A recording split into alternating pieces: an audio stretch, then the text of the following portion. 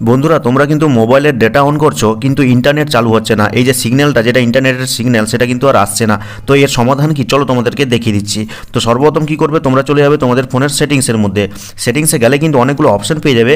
কিছুটা নিচের দিকে গেলে সিম কার্ড অ্যান্ড মোবাইল নেটওয়ার্ক নামে একটা অপশন পাবে। তো তোমাদের হয়তো নিচের দিকে থাকতে পারে মোটামুটি সিম কার্ড বা মোবাইল নেটওয়ার্ক এরকম অপশন থাকলে ওখানে ক্লিক করে দিবে। ক্লিক করার পরে তোমার কোন সিমে ইন্টারনেটের সমস্যা হচ্ছে, ডেটা অন হচ্ছে না, সেটা সিলেক্ট করবে। তো আমি এখানে 1 নম্বর সিমটা সিলেক্ট করছি। সিলেক্ট করার পরে কিন্তু এরকম অপশন পেয়ে যাবে অনেকগুলো। কিছুটা নিচের দিকে দেখো একটা অপশন রয়েছে যেখানে লেখা রয়েছে অ্যাক্সেস পয়েন্ট নেম, এখানে ক্লিক করবে।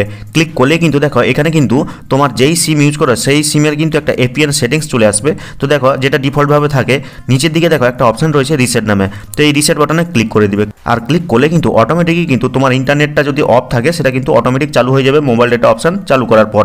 তো এটা করার পরেও যদি না হয় তাহলে কি করবে, ব্যাকে ফিরে আসবে। ব্যাকে ফিরে আসার পরে দেখো তারই ঠিক নিচে অপশন রয়েছে প্রেফার্ড নেটওয়ার্ক টাইপ, এখানে ক্লিক করবে। আর ক্লিক করার পরে দেখো এখানে কিন্তু আমার প্রেফার এলটি অপশন সিলেক্ট করা রয়েছে। তোমাদের হয়তো 2G অনলি বা প্রেফার 3G অপশন সিলেক্ট থাকতে পারে। তো তোমরা কি করবে, প্রেফার এলটিটাকে সিলেক্ট করবে, বা তোমাদের যদি প্রেফার এলটি 5G বা প্রেফার 4G অপশন থাকে তাহলে ওখানে সিলেক্ট করবে।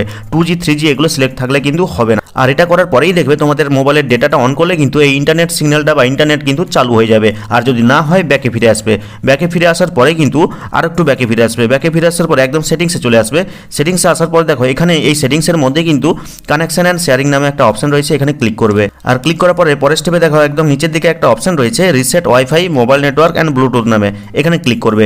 ক্লিক করার পরে দেখো এখানে কিন্তু 3টা রিসেট করার অপশন চলে এসেছে, ওয়াইফাই, মোবাইল ডেটা, ব্লুটুথ। তো আমাদের কিন্তু মোবাইল ডেটাটা রিসেট করতে চাই, তাই নিচে দেখো রিসেট সেটিংস নামে একটা অপশন রয়েছে, এখানে ক্লিক করবে। আর ক্লিক করলে কিন্তু তোমাদের ফোনের স্ক্রিন লক যেটা থাকবে সেটা দিয়ে দিবে, ফিঙ্গারপ্রিন্ট, প্যাটার্ন বা পিন যাই হোক। আর দেওয়ার পরে কিন্তু ওকেতে ক্লিক করলে কিন্তু তোমাদের এই নেটওয়ার্ক সেটিংসটা কিন্তু রিসেট হয়ে যাবে। আর রিসেট হয়ে গেলে কিন্তু অটোমেটিকই কিন্তু তোমাদের মোবাইলের ডেটাটা অন করলে এই যে ইন্টারনেটের যে সিম্বলটা সেটা কিন্তু অটোমেটিক চলে আসবে বা ইন্টারনেটটা কিন্তু চালু হয়ে যাবে। আর যদি তোমরা এই কানেকশন অ্যান্ড শেয়ারিং এর মধ্যে রিসেট অপশন না পাও তাহলে ব্যাকে ফিরে আসবে। আর ব্যাকে ফিরে এসে এই সেটিংসের উপরে যে সার্চ বারটা রয়েছে এখানে এসে কিন্তু জাস্ট লিখে দিবে RESET, রিসেট লিখে দিবে। দেখবে একদম ওপরেই কিন্তু সেই সেটিংসটা চলে আসবে যেটা কিন্তু রিসেট করা যায় নেটওয়ার্ক। তো এখানে ক্লিক করলে কিন্তু ঠিক একই জায়গায় পৌঁছে যাবে। আর এত কিছু করার পরেও যদি তোমাদের ফোনের এই মোবাইল ডেটা অন করার পরে ইন্টারনেটের সিম্বল বা ইন্টারনেট সিগন্যাল না আসে তাহলে কি করবে, তোমাদের ফোনের যে পাওয়ার বাটনটা রয়েছে সেটাকে প্রেস করে রাখবে। প্রেস করে রাখলে কিন্তু এখানে রিবুট বা রিস্টার্ট নামে একটা অপশন পেয়ে যাবে, ওখানে ক্লিক করবে। ক্লিক করলে কিন্তু তোমাদের ফোনের স্ক্রিনটা অটোমেটিক অফ হয়ে যাবে এবং কিছুক্ষণ পরে আবার অটোমেটিকই অন হয়ে যাবে।